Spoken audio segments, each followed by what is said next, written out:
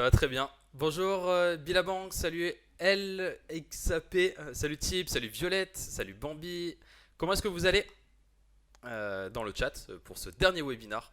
Et du coup, Alexandra, pas trop stressée?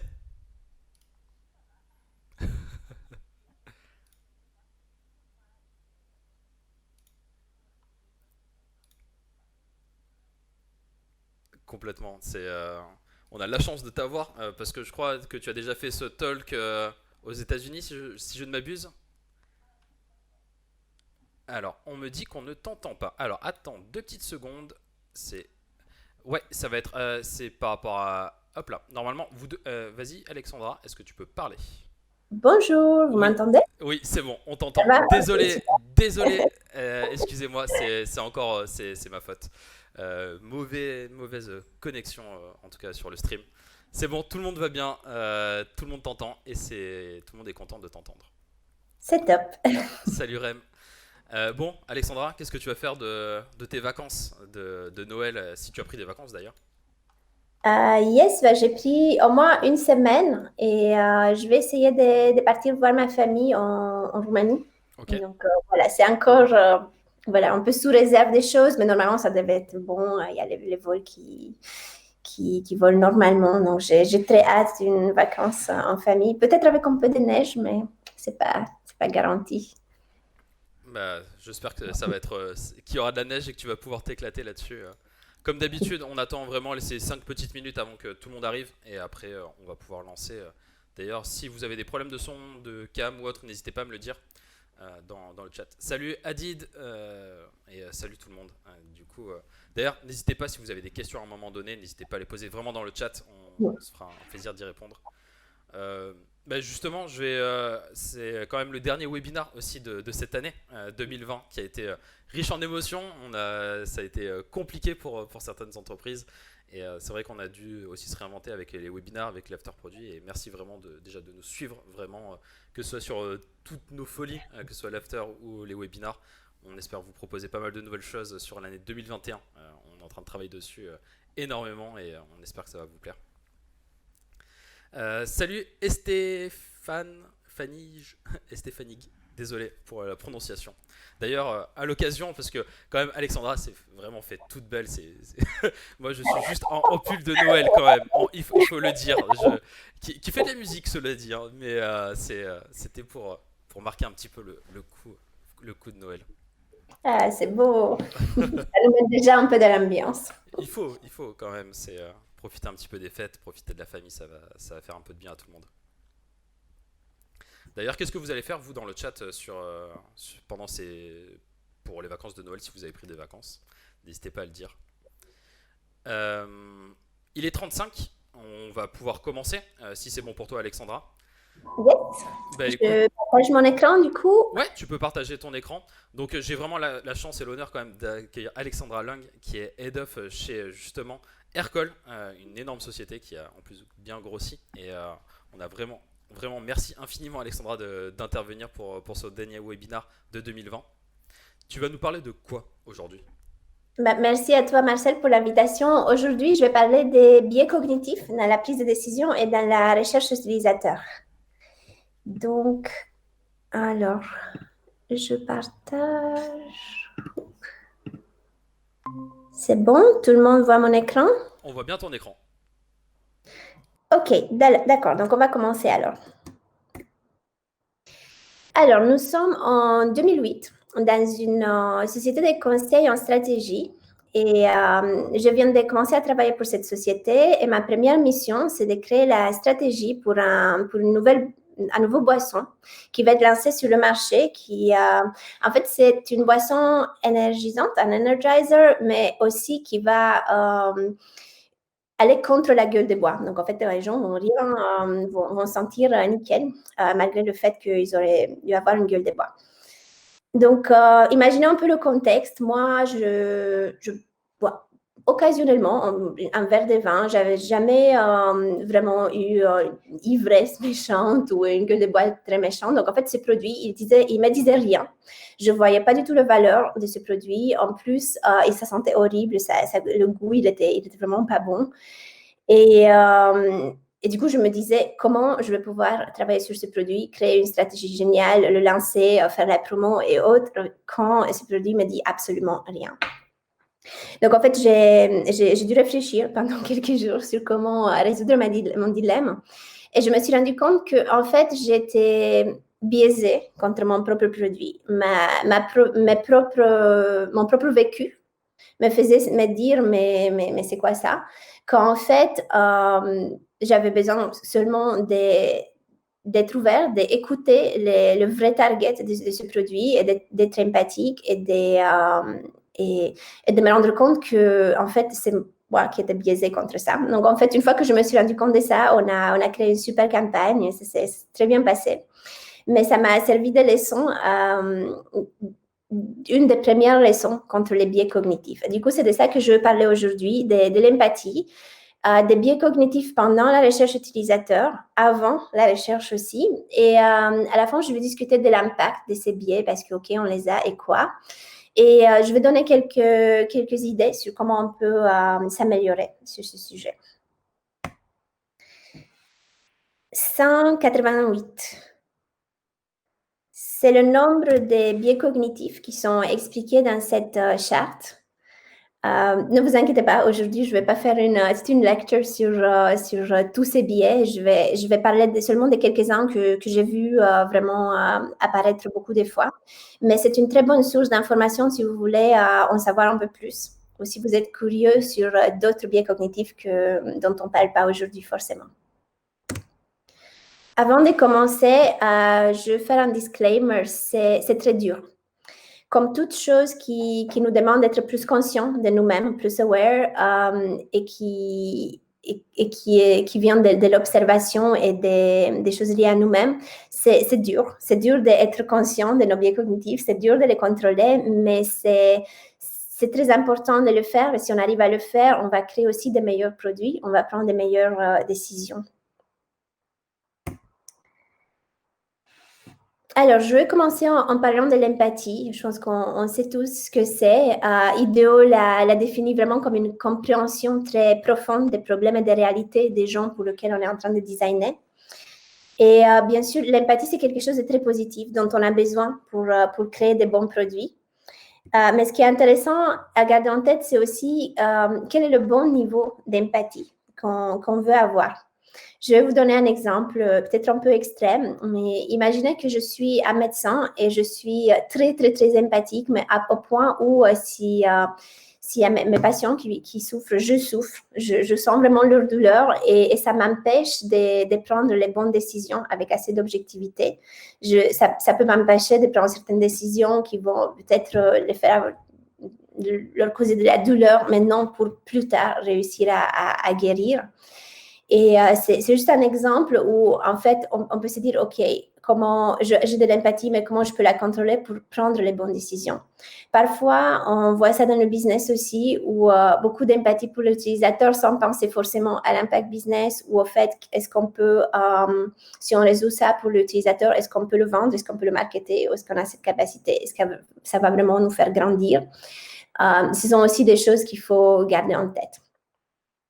Et là, si on pense plus spécifiquement à la recherche utilisateur, je vais parler d'un biais que j'ai vécu au moins une fois, et je suis sûre qu'on a tous vécu ça au moins une fois, sinon pas mal de fois. Imaginez le scénario suivant. On vient de faire de la recherche utilisateur, on a fait des entretiens avec 8 personnes. Et je viens de sortir du tout dernier entretien où on a interrogé une utilisatrice qui nous a raconté une de ses problèmes et frustrations. Et en fait, c'est quelque chose, vraiment, c'est une frustration. C'est très facile à comprendre. Ça me fait me dire, mais on peut résoudre ça. En fait, c'est comment on a pu ne pas voir ça. C'est vraiment quelque chose qui ne marche pas bien dans notre produit. Et ça me fait me dire, je sors de là et je me dis, il faut résoudre ça. C'est tellement frustrant. C'est carrément possible de le résoudre. Il faut le faire. Et en fait, en discutant le débrief avec mon équipe, je me rends compte que, en fait, sur les 8 utilisateurs, cette personne, c'est la seule qui a mentionné ce problème. Et que finalement, peut-être que ça ne va pas être le premier problème qu'on veut résoudre, puisque ce n'est pas vraiment représentatif de la plupart de nos clients cibles. Et en fait, je me rends aussi compte du fait que parce que c'est la dernière chose que j'ai entendue, je la sens, ça résonne beaucoup plus fortement avec moi et c'est plus fraîche dans ma mémoire aussi. Donc ça, c'est ce qu'on appelle le recency bias. Et c'est quelque chose qui est intéressant à garder en tête. Pourquoi je pense que cette problème elle est vraiment la plus importante, pourquoi j'ai un sentiment si fort qu'il faut résoudre ça et pouvoir justement prendre ce pas du recul et se dire et mettre les choses en perspective. Alors, pour vraiment créer de l'empathie avec les utilisateurs, il faut aller et parler avec eux, les voir, et si possible, utiliser leurs outils ou les voir utiliser notre produit, mais vraiment, de temps en temps, parler avec eux. Mais ce qui est intéressant aussi par rapport à, oui, ces entretiens, ils créent de l'empathie, mais aussi, c'est pendant la recherche utilisateur qu'on voit beaucoup de biais cognitifs aussi. Donc, je vais commencer en parlant justement des biais qui apparaissent pendant les entretiens utilisateurs. Alors, le premier, c'est ce qu'on appelle le framing effect et c'est basé sur le fait que nous, les êtres humains, on ne prend pas de décisions en isolation. En fait, on va être très influencés. Nos idées et nos décisions vont être très influencées par la manière dont les choses nous sont présentées. Et souvent, dans la manière dont on parle avec nos clients, la manière dont nous, on pose les questions, ou ça va influencer nos clients à répondre d'une manière ou d'une autre. Je vais vous donner un exemple. Disons qu'on demande à nos clients qu'est-ce que tu as aimé ou qu'est-ce que tu n'as pas aimé quand tu utilises notre produit. En fait, dans ce cas, on va vraiment framer nos clients à se dire, OK, des plus et des pluses et minuses. Qu'est-ce que j'aime pas, des pour et des contre. Si on essaierait plutôt d'ouvrir la question et de demander quelque chose comme comment vous décrirez la dernière fois que vous avez utilisé notre produit ou comment vous sentez quand vous utilisez ce produit. En fait, utiliser des questions plus ouvertes va laisser nos utilisateurs vraiment s'exprimer sur la manière dont ils ont utilisé notre produit la dernière fois versus les faire se dire, OK, il y a des points positifs, des points négatifs, il faut que j'en trouve un ou deux de chaque, qu'est-ce que je peux dire. Un autre biais qui apparaît beaucoup pendant les entretiens utilisateurs, c'est le confirmation bias. Et aussi pendant la prise de décision, je dirais, dans le product management, mais aussi dans beaucoup de métiers. L'idée du confirmation bias, c'est que nous, on a une hypothèse ou une idée ou un avis, et on va sauter sur la première information qu'on voit qui confirme notre croyance. Et on va la considérer comme la vérité. Et dans la recherche utilisateur, ce que je vais donner, c'est un exemple de confirmation bias et aussi de framing bias. Disons qu'on demande à un client, qu'est-ce que vous pensez sur ce menu simple? Je peux mettre la main dans le feu que la plupart des clients, ils vont dire, c'est simple, entre autres mots. Un autre, des choses, en fait, comment on peut éviter le biais de la confirmation? La première chose, c'est de vraiment traiter tous les data de manière égale, avec le même poids. Si vous avez différents data et qu'il y a une data qui confirme votre hypothèse et d'autres data qui ne la confirment pas, surtout ne laissez pas de côté celle qui ne la confirme pas. Vraiment, regardez tout et traiter ça de manière le plus objective possible. Aussi, quand je disais, s'il y a des choses qui invalident peut-être votre hypothèse, soyez très attentifs, regardez bien ces données aussi. Et peut-être parfois au point de vraiment jouer l'avocat du diable et de regarder vraiment votre hypothèse du point de vue opposé. Ça peut vous apprendre beaucoup de choses. Et un dernier point que je recommande toujours à mes équipes, c'est très important quand on parle à valider des hypothèses ou à parler avec nos utilisateurs, d'écrire nos hypothèses et nos assumptions juste avant avant de commencer à parler avec les gens. Parce que le temps de parler, pendant qu'on est en train de parler avec nos utilisateurs, peut-être qu'on va avoir le recency bias, peut-être qu'il y a d'autres biais qui rentrent en compte, peut-être que le fait de prendre l'effort de discuter sur ce sujet, ça va nous faire être plus attachés à l'idée. Donc, c'est très important que vous listiez toutes ces hypothèses avant de commencer la recherche. Un autre exemple de confirmation bias, c'est imaginez qu'on demande à l'utilisateur qu'est-ce que tu t'attends quand tu cliques ici. Et l'utilisateur va dire je pense que je vais voir plus de détails, mais très bien, continuons. Donc ici, c'est un exemple de vraiment de quelqu'un qui interrompt l'utilisateur. Donc surtout, et qui l'interrompt justement parce que il s'est dit, OK, ça me confirme, même si l'attitude de mon utilisateur ne confirme pas vraiment. Je trouve que c'est un très bon exemple de confirmation bias, mais aussi, ça m'amène à un de mes premiers conseils qui est n'interrompez pas l'utilisateur. Vraiment, parler le minimum et essayez vraiment d'écouter. Surtout quand on entend des hésitations comme mais ou quand on voit que leur voix elle est un peu hésitante, surtout ne les interrompez pas ou essayez de creuser un peu plus en disant alors voilà, juste poser des questions ouvertes qui vont les faire dire un peu plus au lieu de se dire juste c'est validé, c'est bon pour moi, je passe à la suite. Aussi, n'essayez pas de vendre vos idées ou votre produit. Essayez vraiment de parler au minimum et de pouvoir vraiment écouter ce que les gens ont à nous dire. Une autre chose, c'est contrôler vos actions non verbales.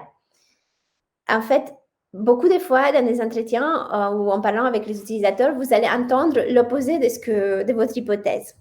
C'est important que vous ne fassiez pas des choses comme ça avec la tête ou lever vos soucis ou paraître disappointed ou paraître que vous êtes oh pourquoi vous dites ça. C'est important que vous soyez vraiment neutre ou pareil si à l'opposé si l'utilisateur répond d'une manière qui valide votre hypothèse, ne soyez pas surexcité, ne dites pas super, très bien fait, tu as raison. En fait, ce n'est pas un test déjà et c'est très important que vous restiez neutre pour qu'ils soient vraiment à l'aise et qu'ils puissent eux-mêmes aussi être le moins biaisé possible. En fait, comme être humain, on veut tous plaire, on veut pas faire dire des choses qui vont blesser la personne qui fait l'interview avec nous. Donc, en fait, il faut vraiment créer une ambiance qui aide nos utilisateurs à être vraiment transparents. Et une autre chose qui est très importante, qui est plus dur maintenant avec ce contexte qui est très remote, mais observer l'utilisateur. Quand on était en face à face, on pouvait bien voir si, par exemple, les pupilles sont en train de se dilater quand ils observent quelque chose. Du coup, ça aurait pu nous dire qu'ils sont en train de se concentrer trop pour une tâche que nous, on considère facile à faire. À distance, vous pouvez quand même observer pas mal de choses. Vous pouvez observer leur visage, vous pouvez observer, comme je disais tout à l'heure, la voix aussi, le ton de leur voix. Donc, soyez très conscient de ça. Alors, on a parlé des biais qui apparaissent pendant la recherche utilisateur, mais en fait, beaucoup de ces biais apparaissent parfois même avant, quand on est en train de choisir les utilisateurs avec lesquels nous allons parler. Et un biais qui apparaît très souvent, c'est le biais de sélection. Et ça consiste en le fait qu'on laisse de côté une certaine population ou un certain groupe de personnes de manière souvent inconsciente. C'est l'exemple de produits comme la détection du visage qui ne détectait pas bien les visages des gens des couleurs au début, ou le AI, les produits AI qui ne reconnaissaient pas les voix des femmes ou des enfants, par exemple. Et un autre exemple que je trouve intéressant, c'est les ceintures des voitures. En fait, elles étaient designées il y a longtemps par des hommes qui les ont imaginées et testées sur des hommes. Et en faisant ça, ils n'ont pas complètement pris en compte la morphologie du corps des femmes et surtout des femmes quand elles sont enceintes et qu'elles puissent conduire la voiture ou être tout simplement dans la voiture. Donc, en fait, ça faisait que les voitures étaient moins safe, en fait, pour les femmes, surtout aussi pour les femmes quand elles étaient enceintes. Et c'est intéressant parce que c'était assez récemment qu'ils ont commencé vraiment à designer et tester les ceintures des voitures avec des hommes et des femmes. C'est juste un exemple qui peut montrer un peu l'impact aussi de ces billets. Un autre biais dans la sélection des personnes avec lesquelles nous allons parler, c'est ce qu'on appelle le membership bias. Et c'est basé sur l'idée que, en fait, souvent on pense que la personne la plus populaire est la plus représentative. Mais en fait, ce n'est pas vrai. Je vais vous donner un exemple. Je travaillais il y a quelques années sur un produit, un tool interne qui ciblait les équipes des customer support. Et pour discuter avec justement nos futurs utilisateurs de cet outil, on a discuté avec le Head of Customer Support qui nous a recommandé quelques personnes dans ces équipes avec lesquelles on peut parler. Et cette personne nous a recommandé les personnes qui étaient les plus performantes, les meilleurs membres de son équipe. Et on a appris plein de choses de ces personnes, mais en fait, dans le process de créer le produit et de tester plus de choses avec cette équipe, on s'est rendu compte qu'en fait, ces personnes n'étaient pas les plus représentatives ni des habitudes de l'équipe, ni de certaines manières de faire. Donc, en fait, mon message, c'est vraiment, si vous pouvez choisir les gens avec lesquels vous parlez, faites bien attention à réfléchir en avant et avoir une sorte de brief de 2-3 critères dans votre tête qui vous dit, OK, comment je peux éviter le membership bias, comment je peux avoir vraiment des personnes qui vont être représentatives pour le groupe pour lequel je veux construire mon produit. Alors, on a parlé de différents biais, mais et quoi? Vous allez pouvoir peut-être me demander, et quoi? On est biaisé, ok, on est humain, et qu'est-ce qu'il peut y faire? En fait, le premier impact auquel on peut penser de ces biais, c'est l'impact sur l'argent. Tout simplement, le fait d'être biaisé peut nous faire prendre des mauvaises décisions, créer des produits ou des features qui vont pas fonctionner et qui vont faire perdre à l'entreprise pas mal d'argent. Mais l'impact de ces biais va bien au-delà de l'impact financier sur l'entreprise. Il peut avoir un grand impact aussi sur les utilisateurs. Donc, je vais donner quelques exemples que j'ai trouvé intéressants au long du temps. Par exemple, il y a quelques années, Google Maps a lancé une fonctionnalité liée à leur... en fait, l'idée, c'était si j'y vais de point A au point B, au lieu de me dire juste le temps, le temps ça va me prendre, je vais aussi mentionner combien de calories je vais perdre en faisant ce schéma et aussi combien de mini cupcakes seront brûlés sur le chemin. En fait, dès qu'ils ont lancé cette fonctionnalité, il y a eu des commentaires négatifs très, très forts. Au début, liés au fait qu'on se sent blâmé parce qu'on mange des mini cupcakes.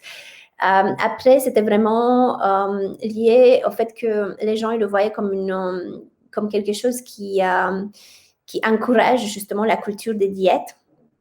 Mais imaginez l'impact et le danger que ce genre de feature ou cette feature peut avoir sur les gens qui ont vraiment des eating disorders, des désordres vraiment liés à ce qu'on mange.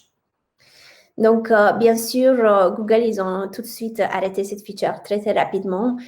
Mais je trouve que c'est un très bon exemple par rapport à plein de choses, à comment on choisit sur qui on va tester, sur comment on le teste, sur comment on pense à l'impact sur tous nos différents utilisateurs.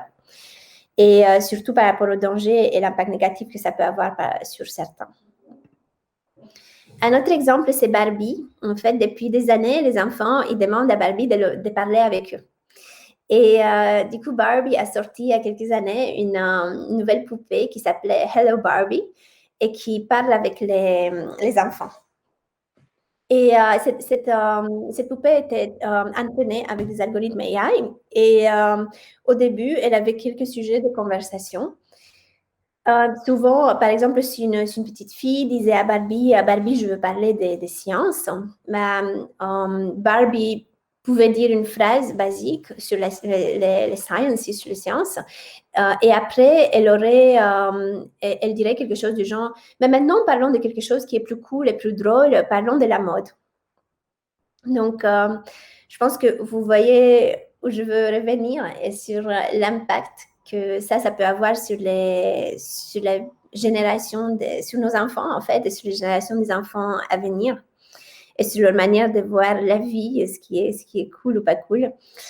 Donc, encore une fois, un impact assez grand en fonction de comment on bâtit ces algorithmes et comment on prend nos décisions par rapport aux produits.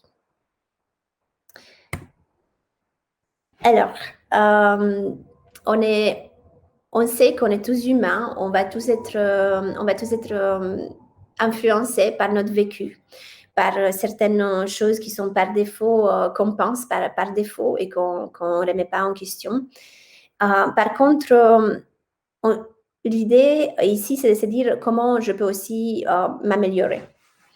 La première chose auquel je pense, c'est vraiment l'awareness, être conscient de ça. Et j'espère qu'avec les exemples que j'ai donnés, les quelques exemples que j'ai donnés des biais et comment elles se passent, peut-être que vous vous êtes retrouvés dans certaines.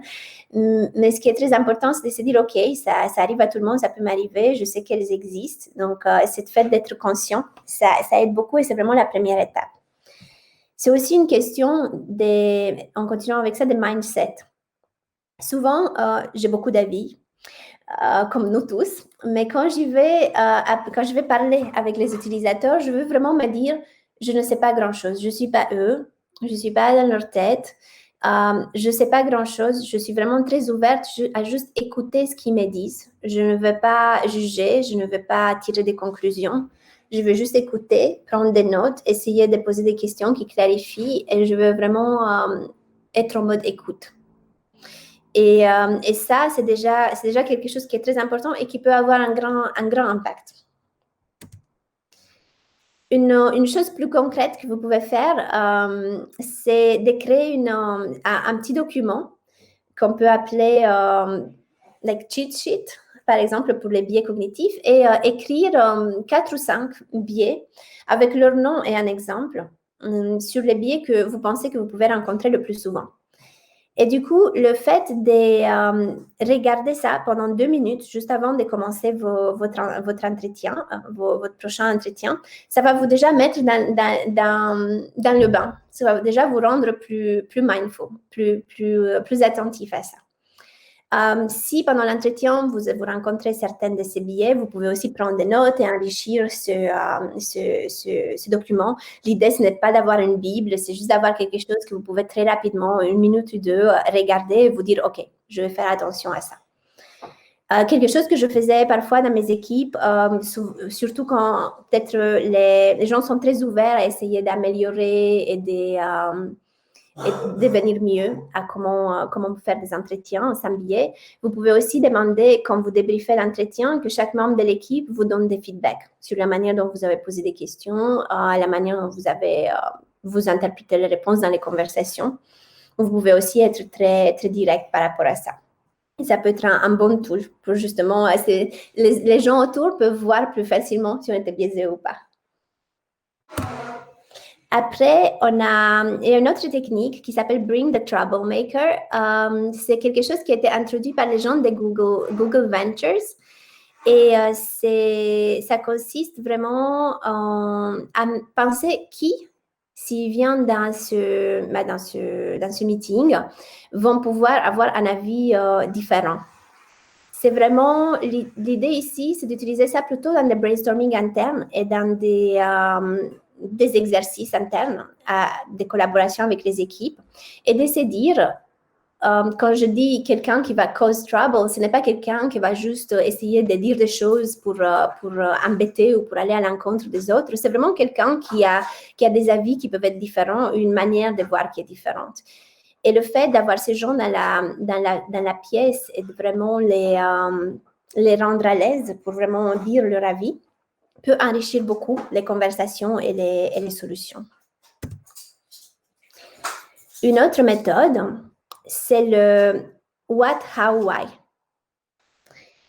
Pendant la partie recherche, vous pouvez vous poser 3 questions. Souvent, on écoute ce que les gens disent, on prend des questions. Mais pour être plus attentif à différents aspects que je disais tout à l'heure, comment les gens réagissent, comment leur réaction autre que les paroles, vous pouvez penser à qu'est-ce qui est en train de se passer, comment la personne est en train de faire l'action et pourquoi.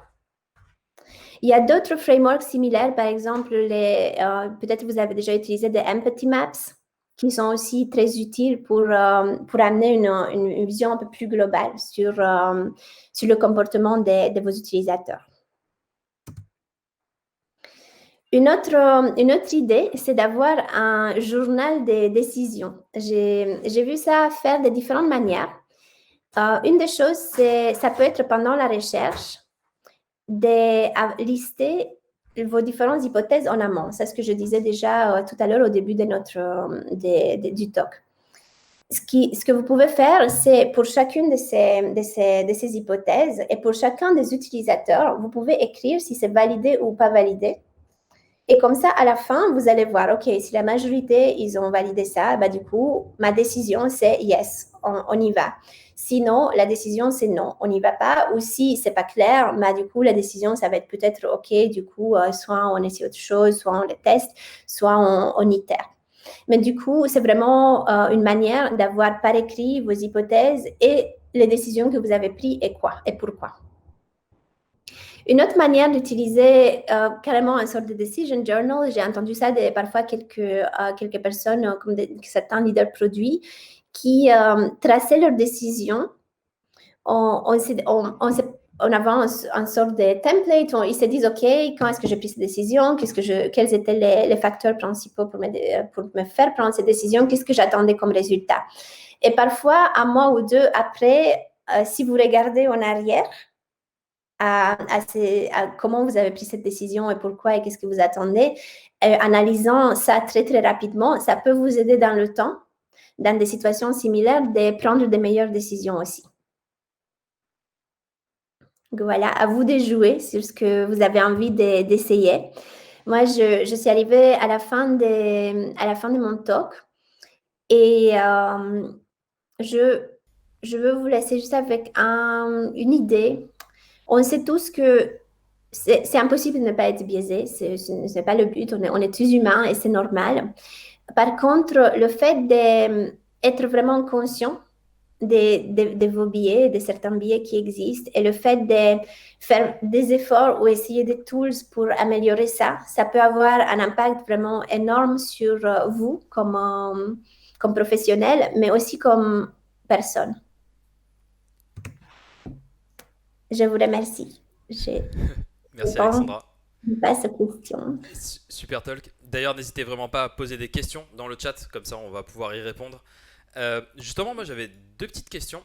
Je suis tombé justement lors d'un entretien d'un product game d'une personne qui travaillait sur un produit très difficile. C'était par rapport aux agressions sur les femmes. Et du coup, forcément, on va avoir des biais à ce moment-là.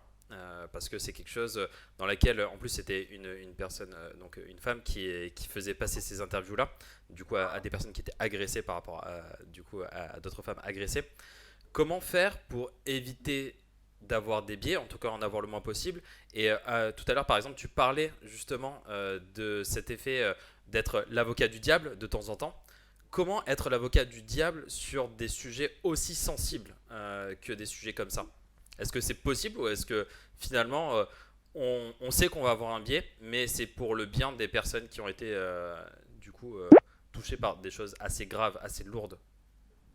Waouh, super question. C'est très, très dur à répondre parce que je pense que le sujet, effectivement, c'est un sujet où tu te dis, à quel point je vais être empathique ou pas, ou biaisé ou pas. Mais vu que, je pense, on est des personnes extérieures et si on veut aider les personnes, c'est important que nous, on puisse prendre du recul quand même. Je pense que l'empathie va venir par défaut ici. Euh, une chose que je dirais, peut-être que moi, j'essaierai d'avoir... de toute façon, je pense qu'il ne faut pas le faire seul. J'essaierai d'avoir avec moi d'autres personnes, peut-être des femmes ou des hommes, mais avec lesquels on puisse se dire, OK, X personnes nous ont dit ça. Essayer à la fois de discuter entre nous. Et je pense souvent quand on discute, on voit que certains d'entre nous sont plus importés dans un sujet que d'autres. Et du coup, ça peut aussi se dire, OK, si je sais que je peux avoir des biais, je suis la seule qui sent ça si fort, peut-être qu'il y a quelque chose qui a résonné en moi, surtout pour des sujets si difficiles. Parfois, on peut aussi regarder les chiffres et se dire, OK, comme je disais tout à l'heure, il y a la plupart des gens ont dit ça. Et peut-être qu'avec moi, parce que j'ai un vécu personnel, il y a surtout autre chose qui a résonné. Je pense que les chiffres et mettre ça en perspective avec d'autres personnes, ça aide. Après, effectivement, c'est très délicat. Je pense que l'empathie aide. Et je pense qu'il ne faut pas qu'on soit toujours, OK, je sens rien, je crois rien, mais c'est important aussi d'en avoir conscience de ça et de se dire, OK, est-ce que je vais pouvoir aider? Comment je peux faire pour aider au mieux à ces personnes? Et je ne vais pas le faire en pleurant avec eux, oui, peut-être une fois, si ça le fait sentir mieux, mais en absolu, quand je dois bâtir quelque chose, un programme par la suite, c'est en moi, en essayant de se dire comment je peux avoir un impact sur un maximum des personnes, comment je peux avoir un impact qui est au plus fort. D'ailleurs, il y a pas mal de personnes qui te remercient et qui trouvent ça super intéressant. Maxime, Aurèle Leblond, Zeline, Nico, Tib, qui trouvent ça super, justement, cette présentation. Et il y a Aurèle Leblond qui pose la question, est-ce que la présentation sera en libre accès? Alexandra, justement, est-ce que c'est possible de la voir et de la partager ou pas? Ah oui, je crois que je peux la partager, oui. Ok. Du coup, vous la retrouverez aussi sur les réseaux d'Alexandra et sur les réseaux de WeVoo complètement. Donc n'hésitez pas à venir voir tout ça. Et n'hésitez pas si vous avez encore d'autres questions aussi. Et justement, j'avais aussi une autre question sur l'interprétation des mimiques. À un moment donné, justement, tu parles de mimiques, tu sais, quand tu commences à réfléchir. Euh, Comment est-ce qu'on fait aussi pour ne pas les surinterpréter? Parce que la plupart ne sont pas psychologues et comment ne pas tomber dans le biais de la surinterprétation de ok, il a juste un peu froncé des sourcils, c'est-à-dire qu'il déteste l'application et il faut jeter toute cette feature là. Bah, c'est à ça que je dis souvent que le product management et le product design, quand on fait ça, quand on fait ce genre de conversations, c'est un vrai métier. Ça vient avec l'expérience de pouvoir, OK, on ne va pas connaître la personne, on la voit pendant une heure, on ne peut pas connaître sa personnalité, mais on peut la mettre dans le contexte de sa personnalité. On peut quand même observer si la personne elle est très expansive en général dans ce qu'elle dit. Du coup, on peut justement se dire, OK, peut-être que je ne veux pas... je ne veux pas prendre ça comme très, très grave, vu que la personne, peut-être qu'en général, je l'ai senti pendant une heure, peut-être que la personne avait une plus mauvaise journée, mais c'est important justement d'avoir des gens qui ont cette sensibilité aussi par rapport à la personnalité. Moi, personnellement, ça m'est arrivé quelquefois, justement, ce qui était très important, et parfois on ne le fait pas parce qu'on se dit on n'a pas le temps, c'est que l'équipe, il y a quelqu'un qui va interviewer une ou deux personnes qui écoutent, que les gens discutent après. Souvent, on se dit on n'a pas le temps, il y a quelqu'un qui va juste mettre les notes dans un miro, on va synthétiser après et c'est pas grave. Mais souvent, surtout quand on bosse aussi avec des gens expérimentés et des gens qui apprennent, mais même entre les gens expérimentés, c'est super intéressant parce que parfois on avait des conversations qui disaient, qui justement touchaient à ça. Ou qui parfois touchaient, parfois on a des gens qui vont prendre un peu le mindset consultant Oui. qui vont dire oui, en général, on ne fait pas ça comme ça. Et en fait, la personne qui intervient essaye de dire, mais vous, comment vous feriez ou qu'est-ce que comment vous avez fait la dernière fois. Et en fait, on peut sentir dans l'approche de la personne et du coup, en discutant entre nous, parfois, on laissait de côté certaines réponses en disant, la personne était carrément en mode, je vous dis comment je crois que tout le monde voit ça et pas forcément moi. Et il répondait pas forcément à nos questions malgré nos follow-up questions. Et du coup, mais c'est intéressant de discuter avec quelqu'un d'autre parce que sinon, je vais me dire, est-ce que c'est moi? Est-ce que moi, j'avais un biais contre cette personne et je pensais que son attitude était un peu différente et c'est pour ça que je me donne le droit de juste ne pas écouter. Mais quand on discute avec d'autres personnes qui ont finalement tiré la même conclusion, on s'est dit, OK, du coup, on va laisser ça de côté, mais on le laisse de manière voulu et parce on sait pourquoi. Et est-ce que toi, tu prépares toutes tes interviews utilisateurs de la même manière? Hum, j'ai, j'ai une méthodologie que j'applique souvent dans la manière dont on brainstorm ensemble sur les questions.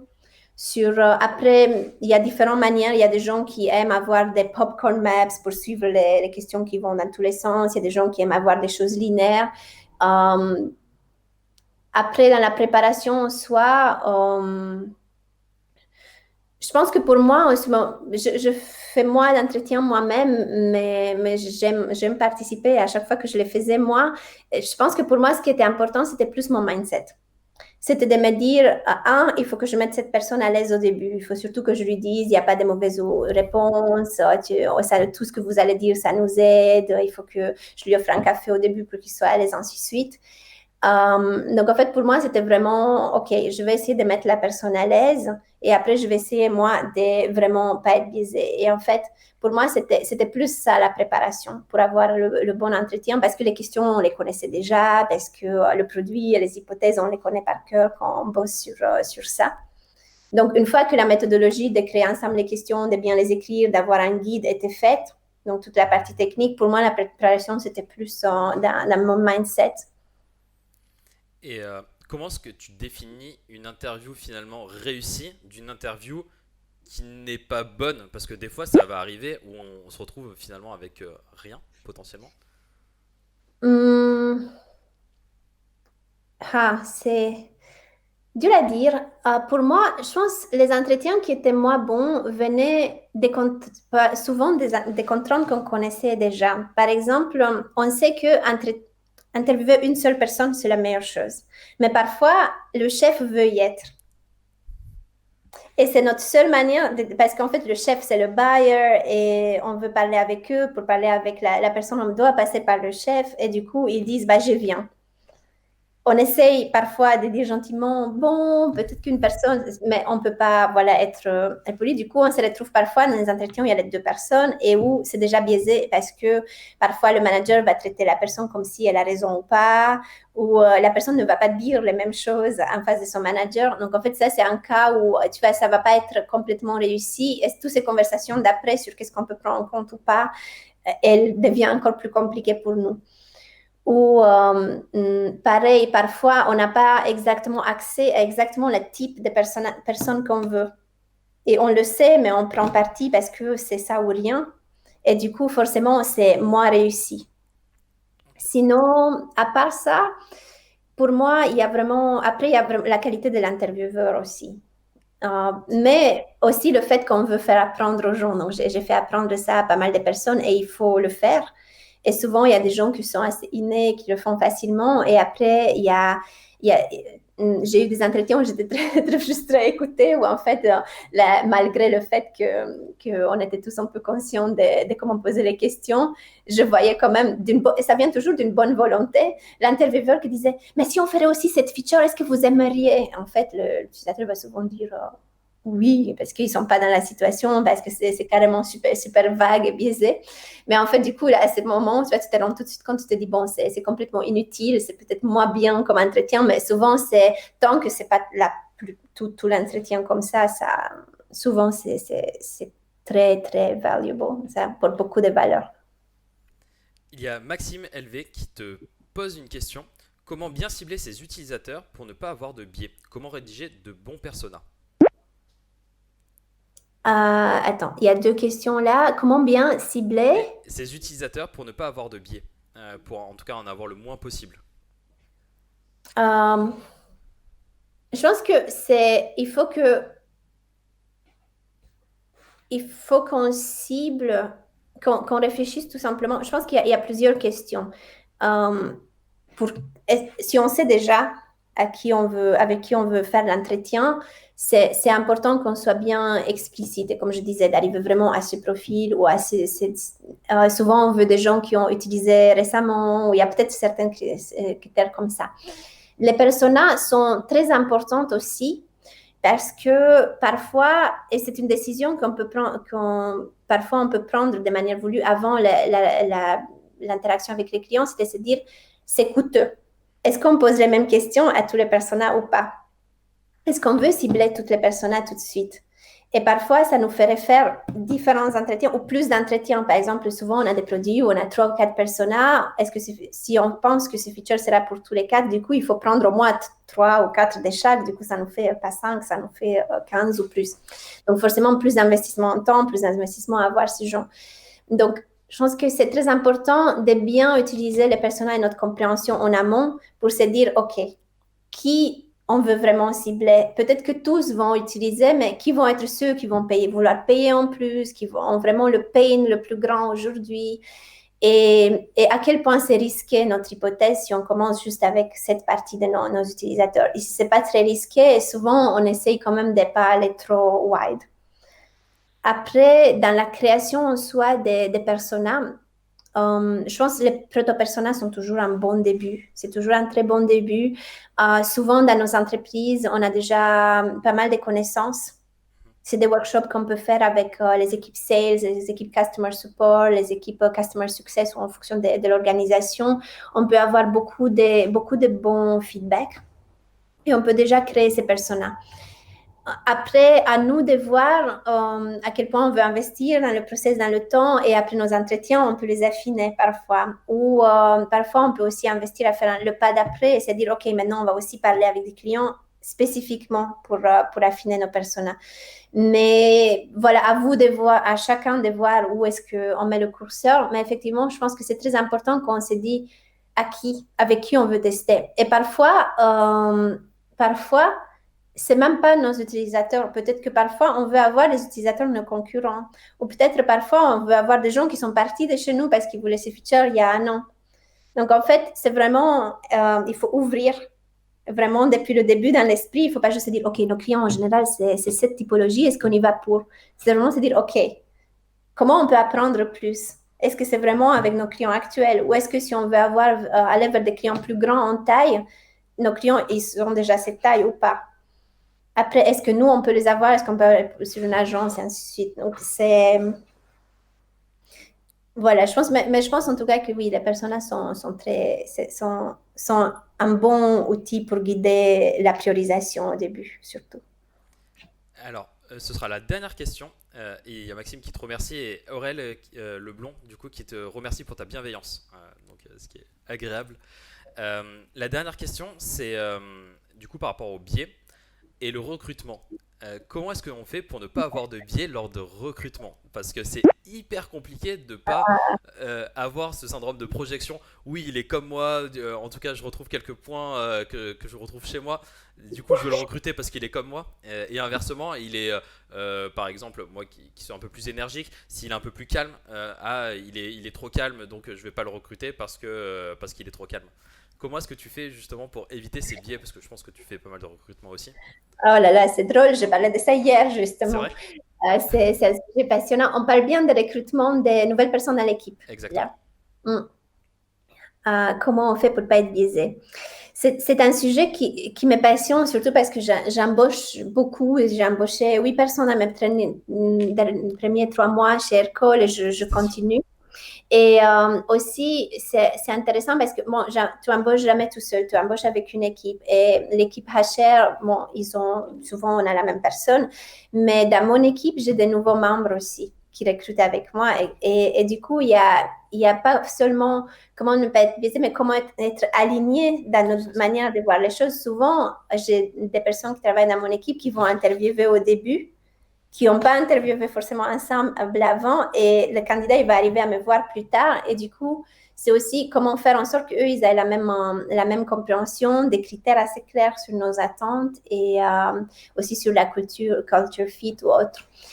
Je pense qu'il n'y a pas de recette magique et que dans le recrutement, il y a toujours une partie de feeling que moi, j'accepte et je veux l'avoir.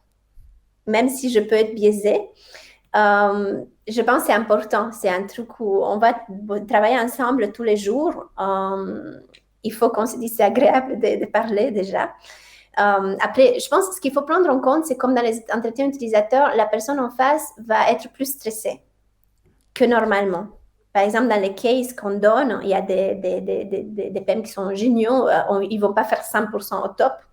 Et il faut quand même se dire, OK, je mets en perspective ça, j'ai un peu de l'empathie, cette personne elle a bien répondu total, il y a eu ça, mais il y a aussi un peu le stress qui joue. Moi, aujourd'hui, je fais deux choses principales. Je fais vraiment, bon, la première chose, c'est vraiment les compétences. J'ai certaines choses que je cherche dans leurs expériences, dans leur vécu, dans leur manière de voir les choses. Et ça, c'est quelque chose qui est assez, plus ou moins objectif quand même. J'ai bien ma liste des choses que j'attends en tête. Et il y a une chose pour la rendre plus objective, c'est que souvent les gens ils disent des mots-clés, buzzwords. Et ça, c'est pas que j'aime ou j'aime pas, mais je pose des questions pour m'assurer que ce n'est pas que des buzzwords et que j'ai vraiment des exemples, des choses qui rendent les choses plus concrètes.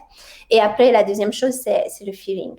Je commence à regarder, je suis rentrée pas mal dans des tests de personnalité ces dernières années et je pense que une autre étape supplémentaire quand on bâtit des équipes, c'est aussi de se dire, on veut aussi avoir des gens complémentaires. Je pense que les PM, souvent, on a les mêmes caractéristiques.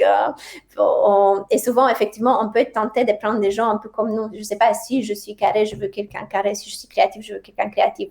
On peut être influencé par ça, effectivement. Je pense que ce qui peut aider aussi les managers quand ils créent leurs équipes et dans le recrutement, c'est de se dire, OK, est-ce que je veux un type de personnalité qui complémente peut-être d'autres choses à mon équipe, d'autres skills de mon équipe actuelle? Et là, il faut vraiment être fort dans le sentir, dans l'entretien. Moi, pour être honnête, je ne suis pas encore là. Je ne peux pas dire exactement, je ne peux pas faire moi-même un sort de test de personnalité de la personne juste en les écoutant. Je sens certaines choses et j'essaie d'améliorer ça parce que je pense que c'est très important.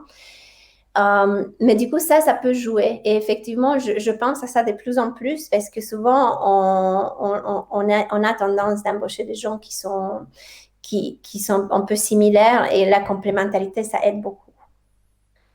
Et peut-être une deuxième chose, bien sûr, quelque chose il y a des boîtes qui le font, ils donnent carrément des tests de personnalité. Je pense qu'il faut les complémenter. Il faut bien les complémenter, qu'il y a toujours des nuances quand même. Quelqu'un qui est, je sais pas, qui a un certain trait de caractère, ça peut être nuancé par autre chose. Par exemple, moi, je suis quelqu'un qui est très dans l'action, mais je suis quelqu'un qui a une force de focus. Du coup, c'est pas grave que je veux jeter 10 000 actions parce que j'ai le focus qui vient me dire, OK, mais c'est ça que tu fais en premier. Du coup, c'est important de voir un tout et de bien analyser les choses au lieu de juste dire, OK, cette personne n'a que ça, du coup, peut-être que ça correspond ou pas. Du coup, ça donne vraiment une tendance, plus les tests de personnalité, plus qu'une réalité. Ça donne une approximation d'un des traits de caractère de la personne, mais pas de l'ensemble de la personne. Oui, et je pense qu'il faut aussi, c'est souvent aussi une décision des boîtes, tu vois, c'est un coût et c'est aussi une manière de savoir l'interpréter. Quand tu embauches 100 personnes à l'an ou 200 à l'an, ça te fait un coût, une manière de savoir interpréter ou pas qui est aussi différent. Du coup, moi, je ne suis pas encore à cette...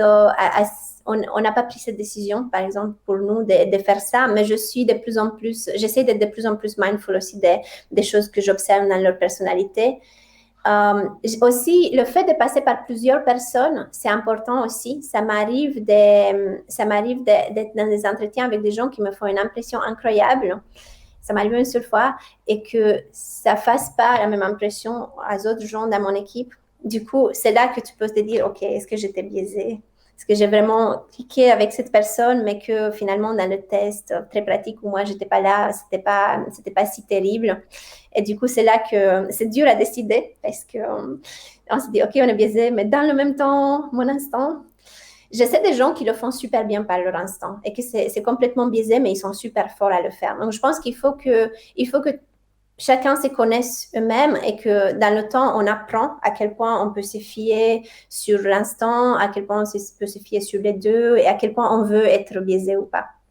Je pense qu'il n'y a pas de recette parfaite. C'est vraiment en fonction de comment il faut se connaître nous-mêmes aussi pour savoir à quel point où il y a des gens, je pense, qui le sont pas ou qui n'ont pas la confiance de je peux sentir les gens et qui veulent aller pour des choses comme, je sais pas, des tests, aussi des personnalités ou d'autres choses où ils se disent je veux vraiment avoir plein de data. Et justement, Maxime a aussi dit, et ça évolue avec le temps. Et c'est vrai que la personnalité elle change forcément. Exactement. Mm. Merci Alexandra, infiniment, vraiment pour ce dernier webinar, du coup, qui conclut l'année 2020. C'était un vrai super webinar, d'ailleurs, on le voit dans le chat, tout le monde était super Ouais, content. merci à toi, merci pour les questions, c'était super intéressant de discuter. J'espère que ça n'a pas été trop dangereux niveau questions et que tu t'es senti à l'aise. Ah non, non, j'adore, c'est toujours super intéressant de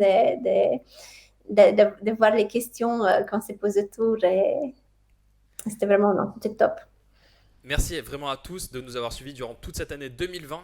Vraiment, merci infiniment. L'année 2021 va être encore meilleure. On va préparer encore plein de nouvelles choses. Merci encore, Alexandra. Passez tous d'excellentes fêtes de fin d'année.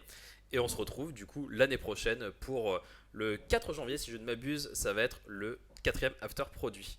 Merci encore, Alexandra. Passe une excellente journée. Merci à tout le monde. Merci à Bon, tous. au Passez revoir. d'excellentes fêtes. Au revoir.